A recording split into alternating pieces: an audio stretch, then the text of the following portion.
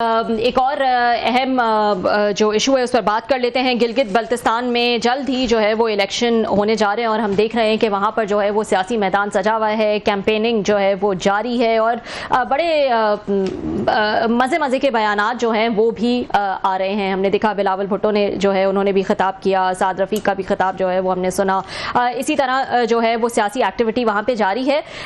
लेकिन सरप्राइजिंग था कि वहाँ पे PMLN के कायद नवाज शरीफ साहब ने भी एक अरसे बाद जो है वो अपना चेहरा दिखाया और ख़िताब किया और अपनी कारकर्दगी की उन्होंने बात की। लेकिन उसके साथ साथ एक NFC के हवाला देते हुए उन्होंने कह दिया कि हमसे NFC में हिस्सा मांगते हैं, हमने एक कमेटी बनाई थी लेकिन इसके बाद मुझे निकाल दिया गया। मुझसे गिला ना करें, मुझे जब निकाला गया तो कसूर जो है वो आपका भी, आपने ये क्यों होने दिया? आई थिंक आवाम से जो है वो पूछ रहे थे, खिताब कर रहे थे। क्या कहेंगे क्लासा साहब? ये बड़ा अहम स्टेटमेंट है और इसलिए भी इम्पोर्टेंट है कि मियाँ साहब मुसलसल ये गिला शिकायत करते रहे।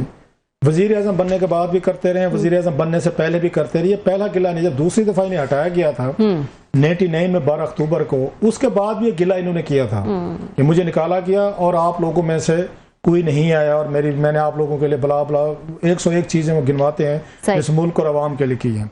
मैंने पहली दफा ये सुना था बर्मिंघम में। अच्छा। मैं उस वक्त लंदन में था, मैं रिपोर्टिंग के लिए था, न्यूज के लिए, तो मैं वहां पे था जब बेनजीर भुट्टो साहब और नवाज शरीफ साहब भी वहां थे। तो पहली दफा ये इजहार इन्होंने किया था 2006 में। अच्छा।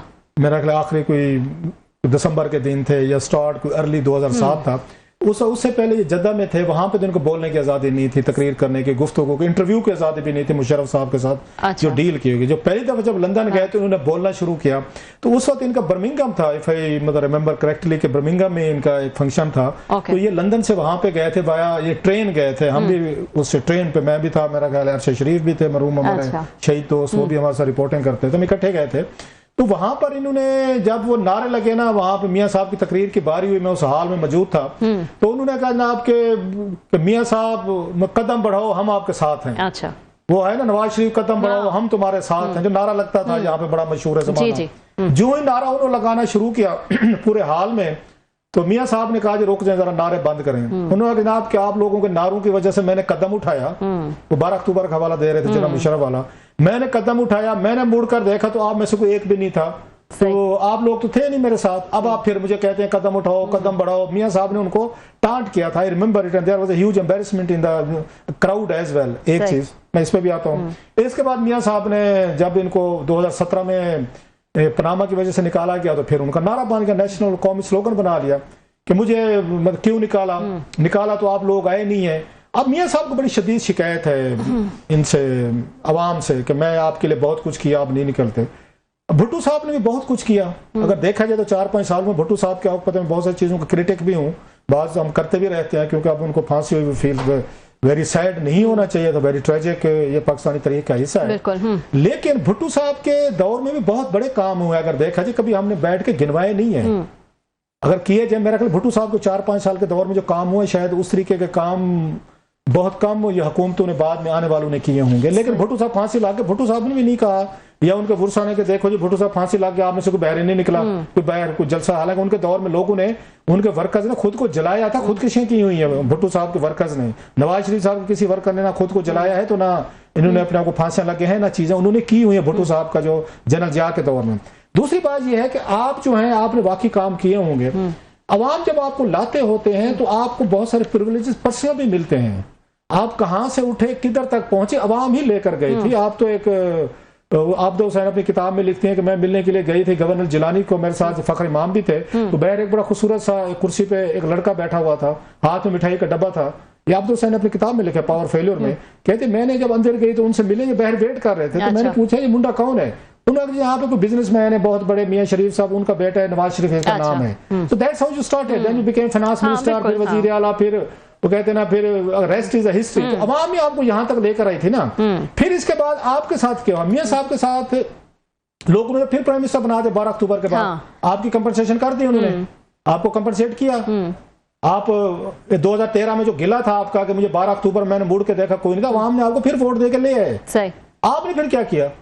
आप 3 साढ़े 3 साल आप ये वजीर आजम रहे, यहीं पे असेंबली में 400 दिन पाकिस्तान से बहर रहे हैं फॉरेन ट्रिप्स पे नवाज शरीफ। गिला वो करते हैं, गिला अवाम को भी है, अवाम की तरफ से मैं जरा वो ना शिकवा जवाब शिकवा अवाम की तरफ से हम पेश कर देते हैं। वो बेचारी अवाम को मौका नहीं मिलता कि वो आके टीवी पे बात करें मियां साहब के एतराज का।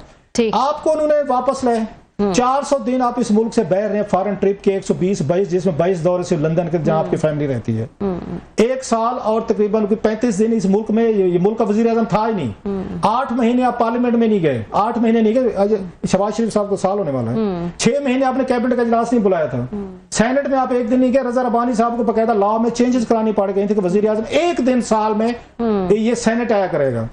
सर जी ना आप पार्लियामेंट जाते थे, ना आप सेनेट जाते थे, ना कौमी असेंबली जाते थे, ना आप कैबिनेट के इजलास लेते थे। आपके इसाक डार साहब या आपके प्राइम मिनिस्टर थे। 400 दिन आप इस मुल्क से बहर रहे, दौरे आप करते रहे, चीजें करते रहे। जब आपने पार्लियामेंट को अबैंडन किया, पार्लियामेंट अवाम की आवाज है ना, जिससे आप स्ट्रेंथ लेते हैं, जिससे आप पावर लेते हैं, उसको आपको कोई ख्याल नहीं आता कि आपने अपनी पार्लियामेंट को एक स्पेस छोड़ी, अपनी पार्लियामेंट को इस काबिल नहीं किया कि वो खड़ी हो सकती। वो अदलिया को, एस्टेब्लिशमेंट को, बकौल आपके जर्नलों को मुकाबला किसने करना था? अभी भी नवाज शरीफ साहब नहीं, शहबाज शरीफ साहब नहीं जाते। कल को शहबाज शरीफ साहब के साथ कुछ होगा, ये फिर आज जाके गिला करना मेरी शहबाज स्पीड थी, मैं तो पता नहीं कि दुनिया भर में पीस अमन करवा रहा था और आप लोग मेरे पीछे नहीं है। इमरान खान साहब का भी ये कुछ हुआ जनाब के, वो भी 5-5, 6-6 महीने नहीं जाते थे। जब उनको निकाला गया वो भी कहते थे पार्लियामेंट देखें जी मेरे साथ ये ज्यादती होगी, मेरा क्या कसूर। और जो अपोजिशन में होता है वो भागा भागा आ जाता है, जैसे शहबाज शरीफ। अल्लाह आपका भला करे, क्या याद दिला, जब अपोजिशन में थे, कैद में थे, नैब की कैद में थे, सुबह 7 बजे वो बेलें देते थे पार्लियामेंट गेट की जाके, शहबाज शरीफ साहब भाई खोलो दरवाजा खोलो, 10 बजे सेशन होना है, मैं आ गया हूँ। वजीर आजम और पूरा घंटा तकरीरें करते थे नैब के खिलाफ कि मेरे साथ मेरे प्रोसिक्यूटर क्या कर रहे हैं। मतलब जब आप अपोजिशन में होते हैं तो पार्लियामेंट आपको प्यारी लगती है, आपको सारा कुछ अच्छा लगता है। जब वहां से आप निकाले जाते हैं तो फिर कहते हैं मुझे क्यों निकाला।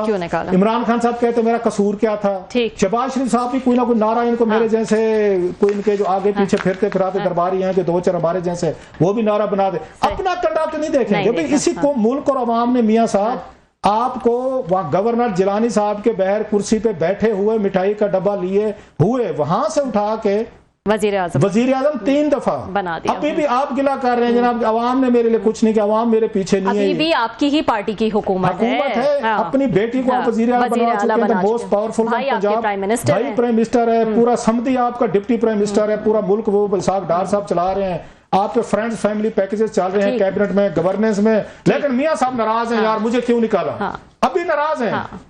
ये इससे बड़ा वैसे जितनी दफा भी अपीयरेंस दिए क्लासा साहब नाराज ही नजर आए हैं। मियां साहब अभी पिछले कुछ अरसे में भी जो है वो नाराज ही नजर आए हैं। सियासी तरीका वारदात है, ऐसे ही होना चाहिए। मियां साहब is playing the right game. अच्छा, विक्टिम कार्ड चलता है हिंदुस्तान पाकिस्तान में, विक्टिम कार्ड चलता है, भुट्टो फैमिली भी यही चलाती है, गांधी फैमिली भी यही चलाती है। कार्ड जिसकी हुकूमत है, जिनकी पार्टी की, वही विक्टिम जो है वो प्ले कर रहे हैं। ये तो ऑस्कर बनता है, इसी पे ऑस्कर बनता है, ऑस्कर अवार्ड बनता है।